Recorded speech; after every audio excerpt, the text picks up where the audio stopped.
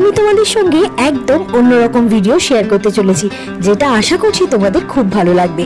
কর্মসূত্রে সেই ছোট্টবেলায় বাবা এই গ্রাম ত্যাগ করে শহরে নিবাস করেন, আর সেই সূত্রে আমাদের জন্মকর্ম কলকাতাতেই শুরু হয়। আর আসা যাওয়া শুরু হয় আমাদের এই আদি বাড়ি, গ্রামের বাড়ি, যেখানের ঐতিহ্য এতটাই সুন্দর, এতটাই মনোমুগ্ধকর যে তোমাদেরকে বলে বোঝাতে পারবো না। যাই হোক, এখানে পঞ্চানন ঠাকুরের পুজো উপলক্ষে এই উৎসব হয়ে থাকে প্রত্যেক বছর।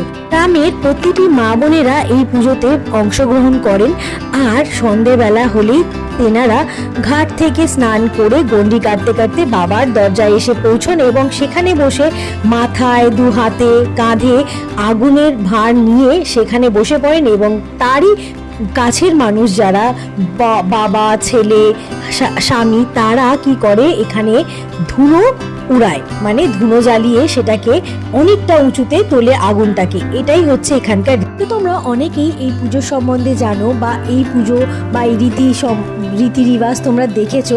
যাই হোক, আমার ভিডিওটা তোমাদের কেমন লাগলো জানিও। ভালো লাগলে একটা লাইক কমেন্ট করে পাশে থেকো। আজ